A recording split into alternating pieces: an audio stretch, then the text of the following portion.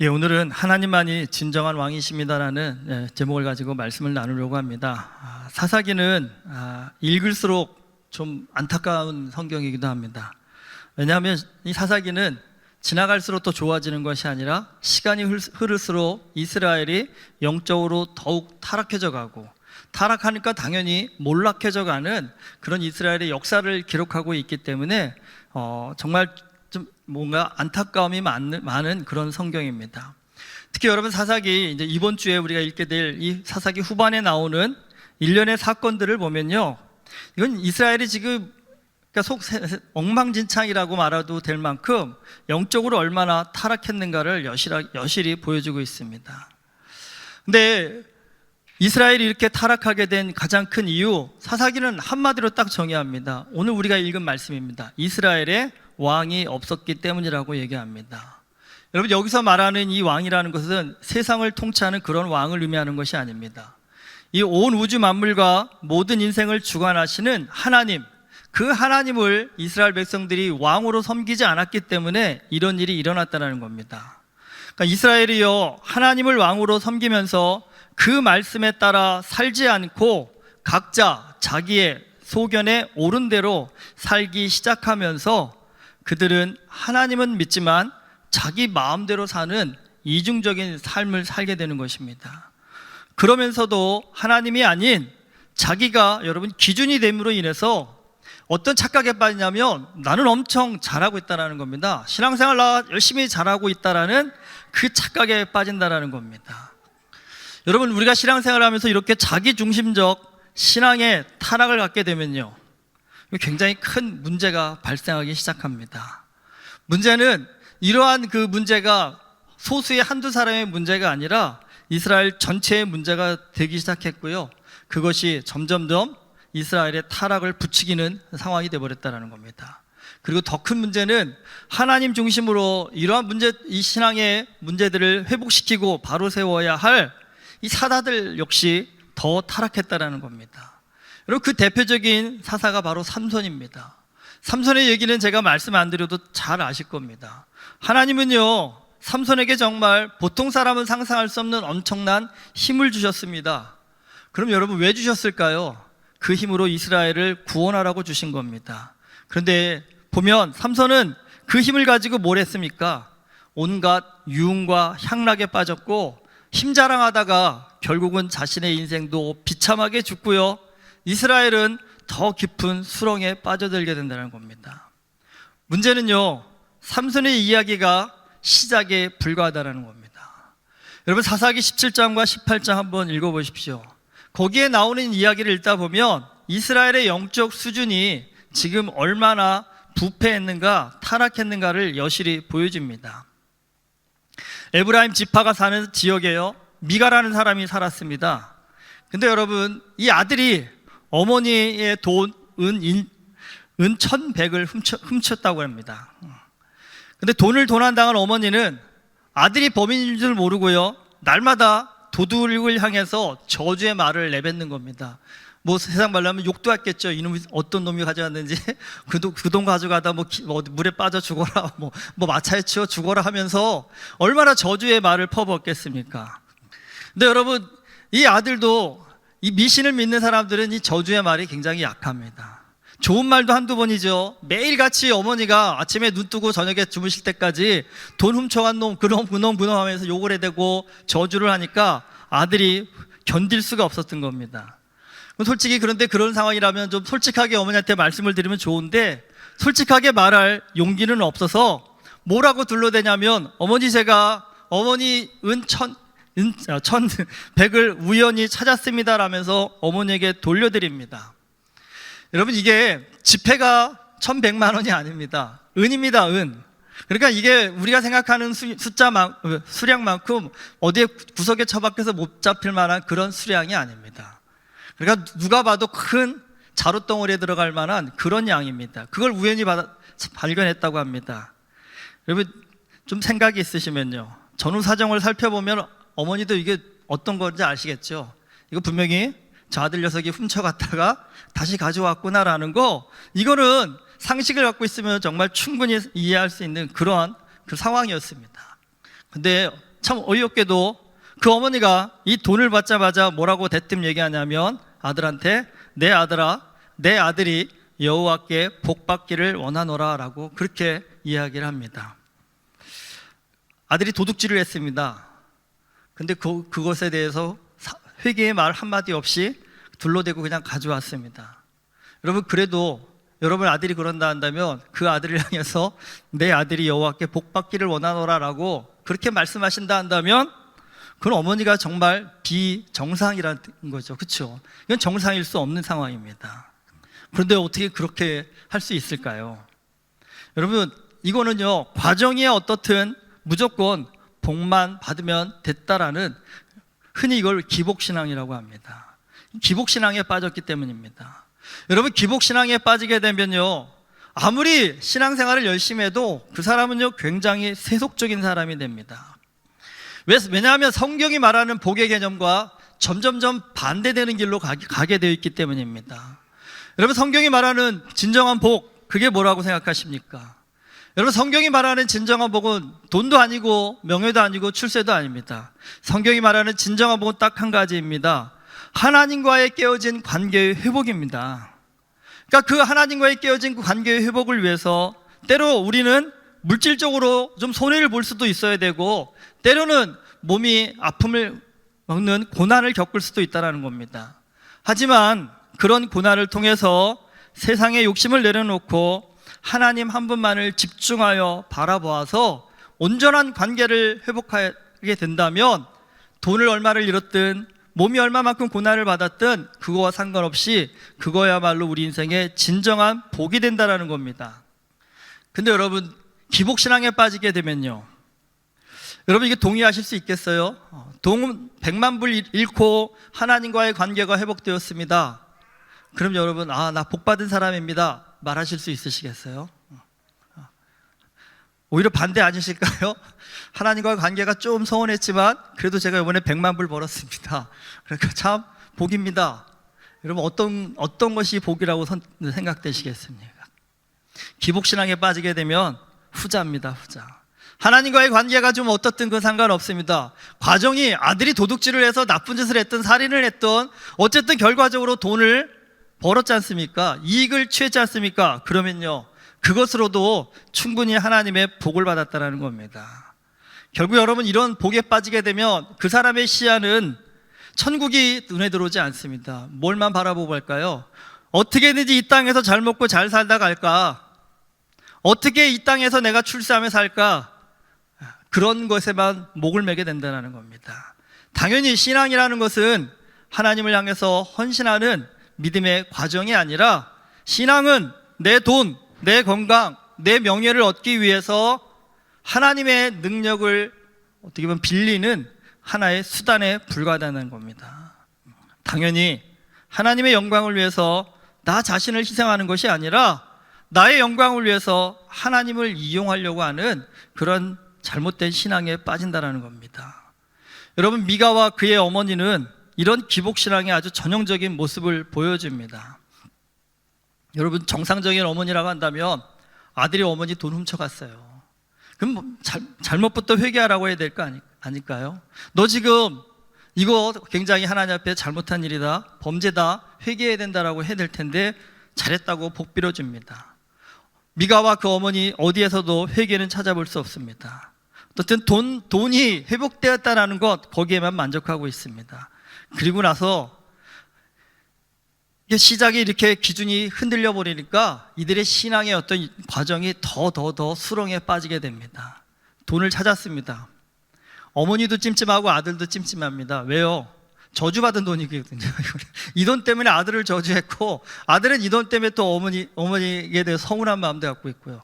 그러니까 이걸 어떻게 쓰면 좋을까 고민을 하다가 뭔 생각을 했냐면, 그래, 이거로 우리 신상을 하나 만들자. 그 신상을 만들어서 집에다 잘 모셔다 두고 그 앞에서 우리 집안이 좀 대대손손 복받게 해달라고 하면 얼마나 좋을까 해가지고요, 그걸 또 신상을 만듭니다.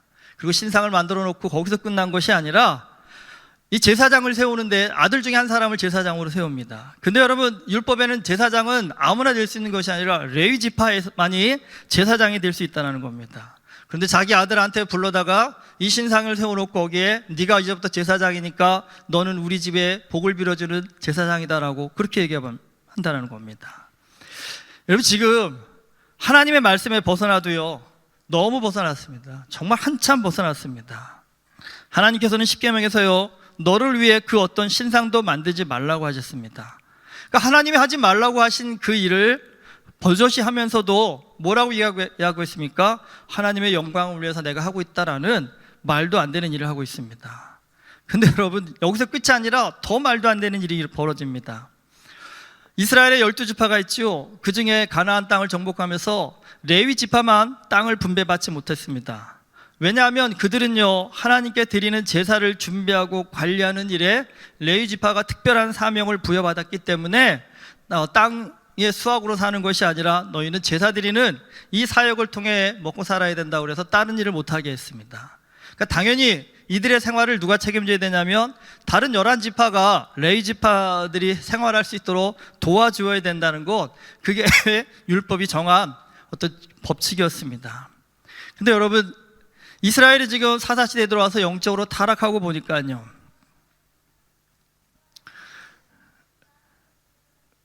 그냥 공돈 받은 건 아니겠죠. 그들도 다 나가서 땀 흘려 농사 짓고 힘들어서 농사 지은 겁니다. 그런데 그 중에 일부를 레위 지파를 위해서 내놓으라고 하는 겁니다.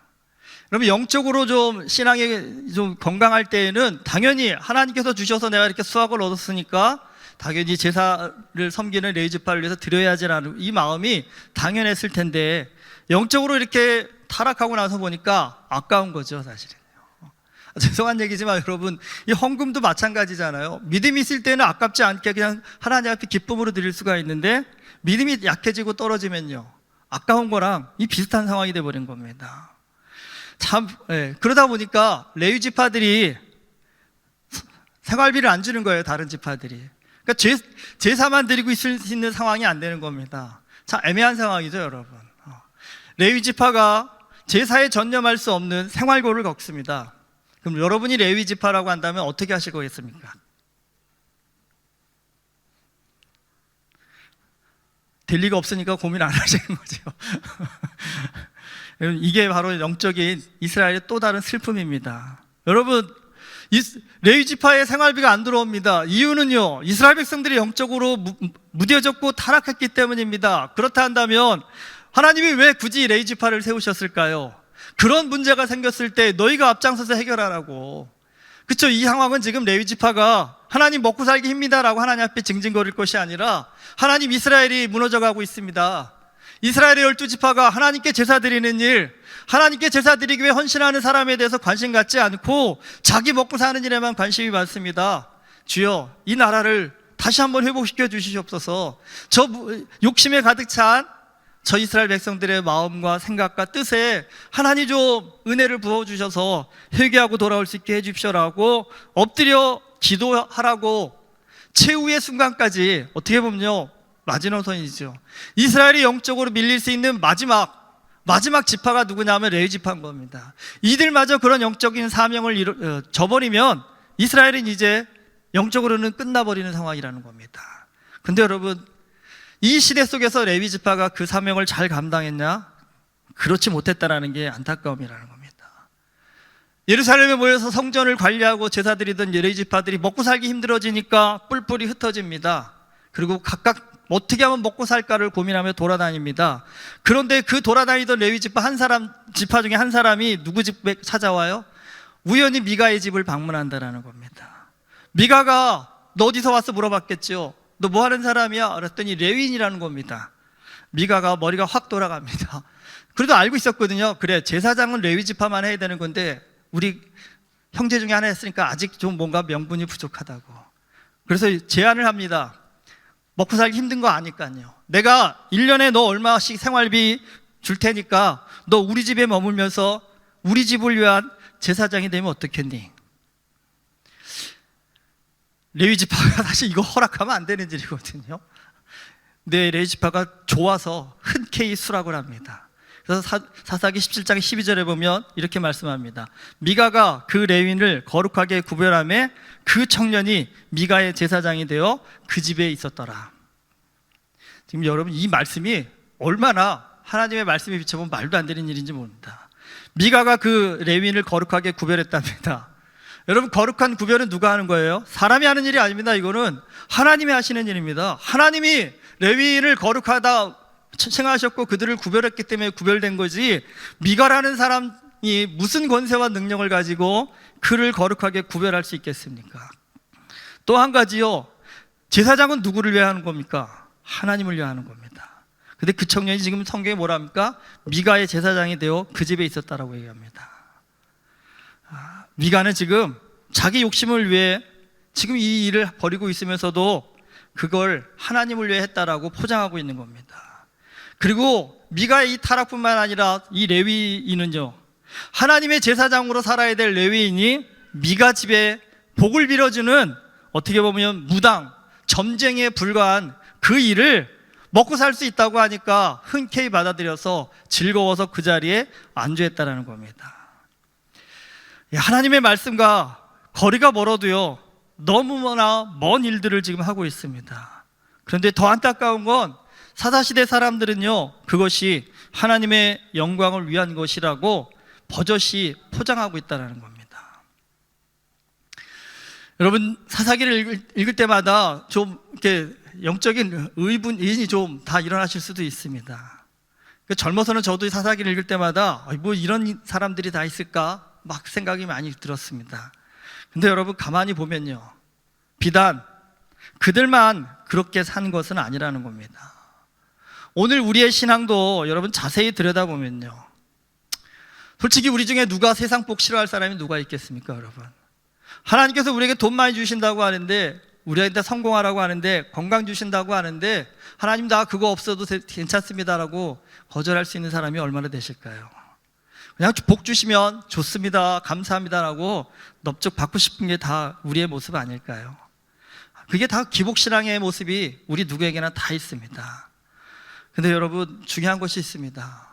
아무리 복이 좋아도, 아무리 세상 복이 좋아도요, 받아야 될 복이 있고 받지 말아야 될 복이 있다는 겁니다. 여러분 그걸 어떻게 우리가 구별할 수 있고, 또 여러분 어떻게 그걸 또 아닌 복을 마다할 수 있는 그 거절의 능력을 어떻게 가질 수 있을까요? 그건 바로 하나님의 말씀밖에 없습니다. 특별히 하나님을 내 삶의 중심으로 모시고 하나님이 기준이 되어져서 하나님의 기준에 어긋난다고 한다면 아무리 수백억을 벌어도 단호히 거절할 수 있어야 여러분 우리의 신앙이 건강할 수 있고 끝까지 능력을 유지할 수 있다는 겁니다.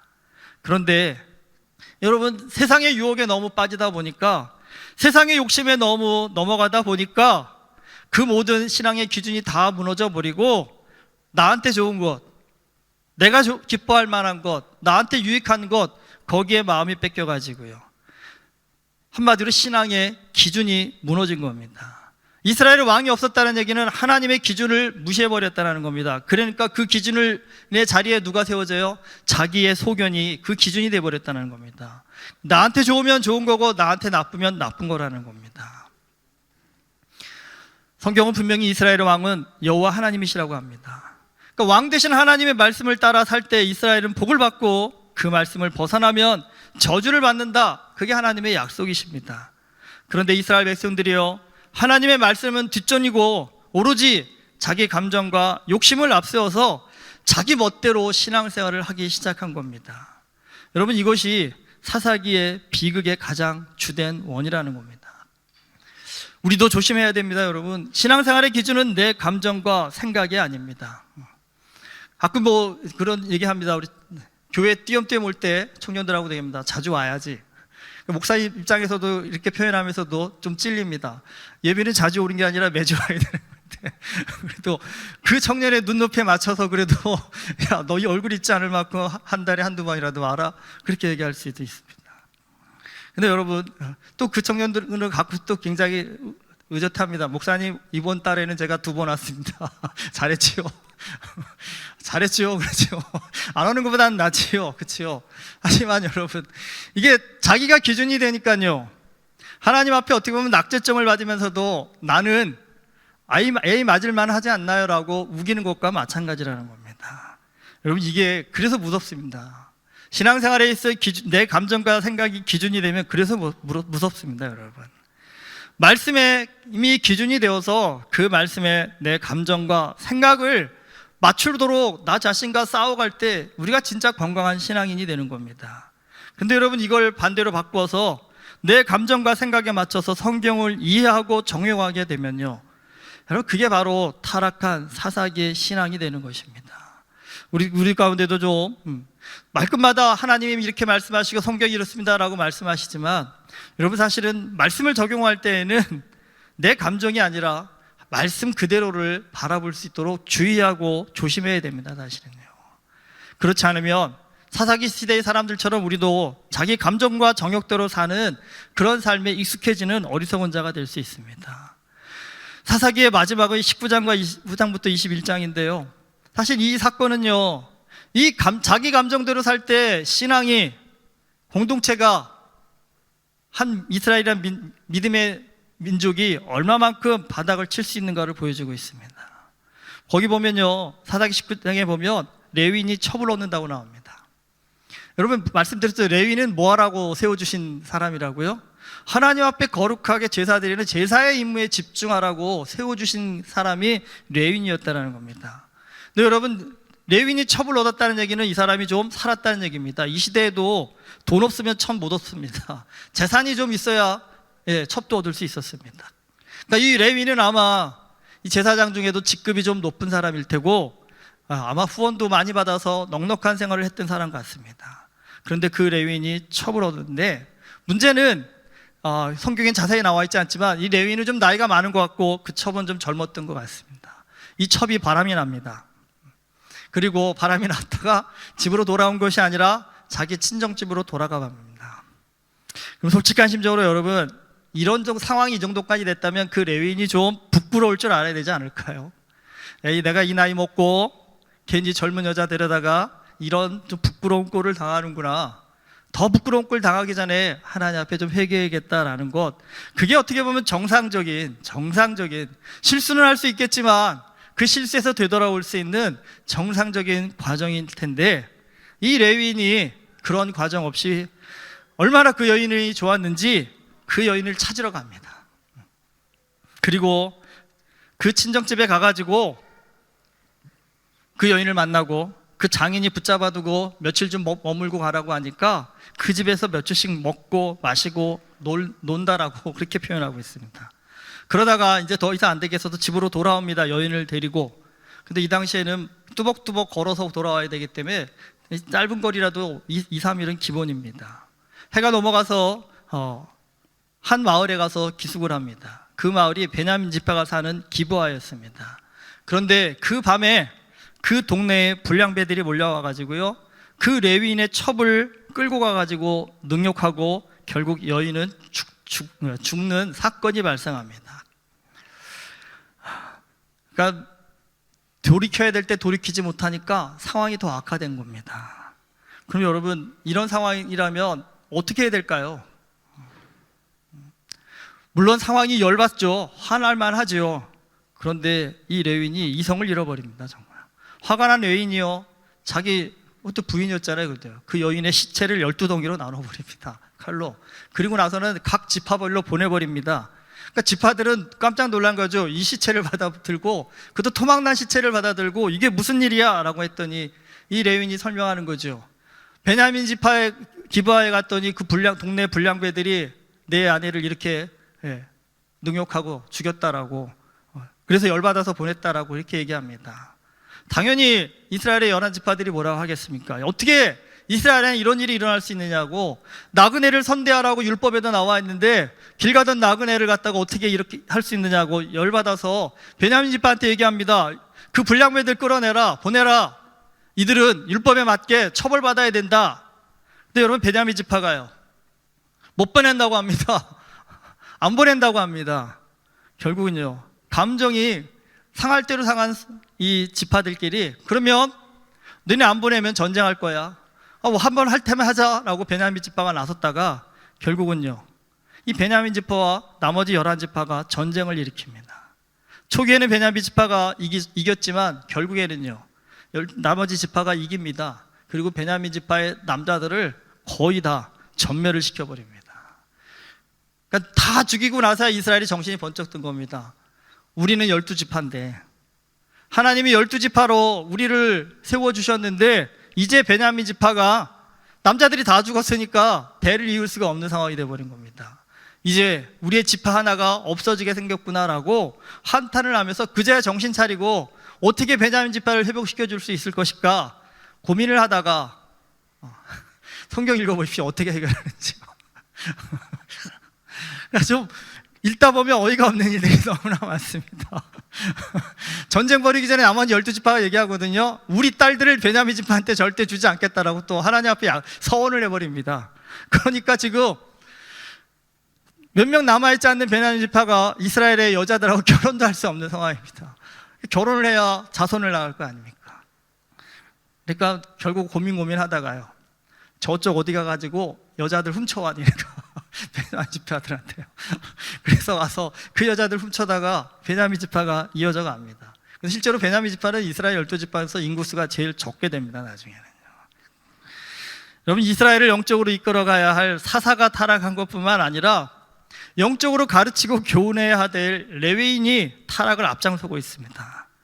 그러니까 이스라엘 전체가 하나님을 바르게 믿는 믿음의 기준 자체가 완전히 무너져 버린 겁니다. 자기 마음대로 자기 욕심대로 믿으면서도 입으로는 뭘 달고 사냐면 하나님의 영광을 위해서 내가 산다라는 정말 말도 안 되는 자기 중심적 신앙에 빠져버린다는 겁니다.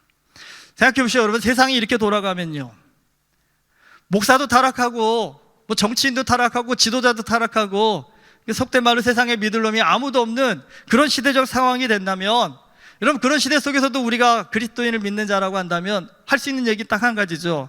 하나님, 세상이 다 이런데 나 혼자 뭘 어떻게 할 수 있겠습니까? 라면서 어떻게 보면 우리도 그런 세상에 휩쓸려서 자포자기하기가 굉장히 쉬운 것이 여러분 보통 우리의 마음들입니다. 근데 여러분, 사사기에서 끝나지 않고 사사기에서 사무엘상으로 넘어가기 전에 하나 나오죠. 성경이에요. 룻기서가 나옵니다. 여러분, 이 룻기서가 있기 때문에 사사기는 새드 엔딩이 아닌 겁니다. 사실은요. 사사기로 끝났다고 한다면 암울했을 것입니다. 어려웠을 것입니다. 여러분, 이런 암울한 시대에도요, 세상에 소망이 없는 것이 아니었다는 겁니다. 우리 같았으면 그냥 세상 시류에 휩쓸려서 그냥 흘려갔을 텐데, 그럼에도 불구하고 꿋꿋이 믿음을 지키는 정말 어둠 속에 정말 작은 불빛과 같은 그런 인생을 사는 사람이 있었다는 겁니다. 그게 바로 룻이라는 다른 사람도 아니고 또 이방의 여인이었습니다. 여러분, 룻기서는요, 사사도 레인도 타락해서 온 세상에 아무런 희망이 없어 보이는 가운데서도 그런 세상의 흐름에 편승하지 않고 이 보잘것없는 한 이방 여인이 믿음을 지켜가는, 어떻게 보면 그 시대의 소명자, 희망이 될 수 있음을 보여주는, 어떻게 보면 우리에게 굉장히 소망을 주는 그런 성경입니다. 여러분, 사사시대 참 말도 안 된다라고 말할 수는 있겠지만, 여러분, 솔직히 우리가 오늘을 살고 있는 우리 시대를 사사시대에 비교해 본다면 우리가 그들보다 낫다라고 말하기 어려울 겁니다.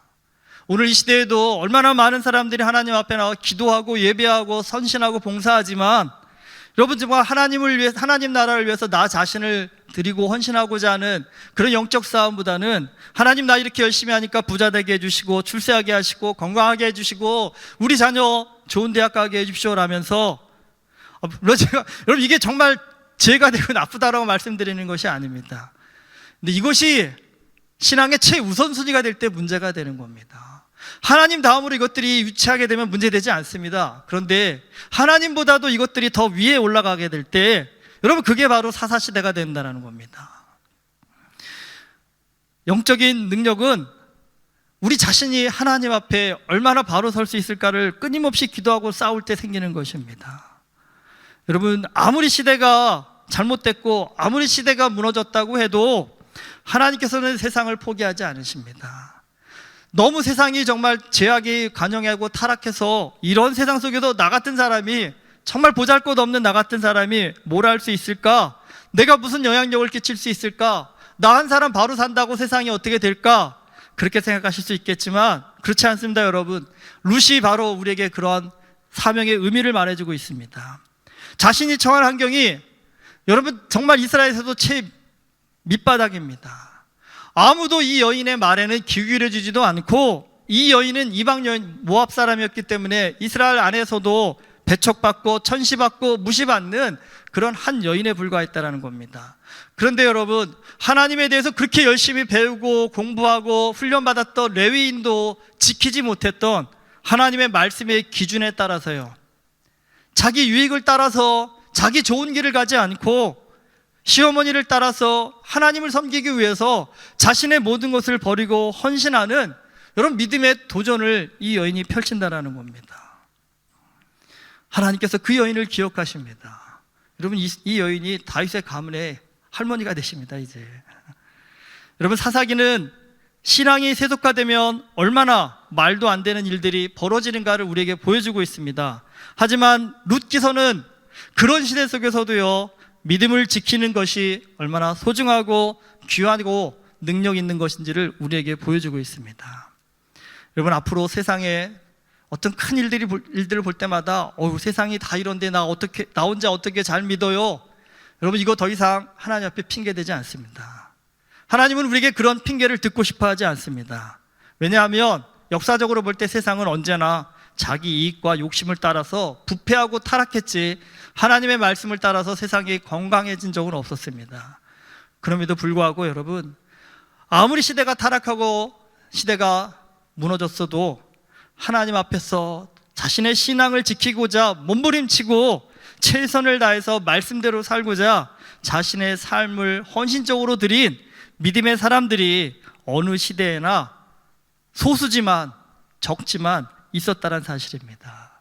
하나님은 타락한 다수의 세상을 이끌어가를 사용하시지 않고 그 믿음을 지키고자 하는 몸부림쳤던 소수의 그 사람들을 통해서 하나님 나라의 역사를 이어가셨다는 사실입니다. 여러분, 이번 한 주간 읽을 사사기와 룻기서는 우리에게 굉장히 많은 좀 고민과 사명을 주는 그런 말씀입니다. 이번 주에 좀 이 말씀 무겁지만 좀 깊이 묵상하면서, 하나님, 요즘엔 교회도 다 타락했고 세상도 다 타락했고 하나님 잘 믿는 것이 너무 어렵습니다, 안 됩니다라고 그렇게 포기하는 마음이 아니라, 여러분, 그럼에도 불구하고 하나님, 이런 시대 속에서도 룻과 같은 여인이 있었네요. 정말 하나님 잘 믿고자 자신의 모든 것을 드릴 수 있는 이런 헌신자들이 있었네요. 하나님, 나도 이 시대 속에서 하나님이 찾으시는 정말 그 룻과 같은 믿음을 지킬 수 있는 그런 사람으로 살게 해주십시오라는 그런 간절한 기도의 고백들이 우리 모두의 입술 가운데 임재할 수 있기를 주님의 이름으로 축원합니다. 기도하시겠습니다.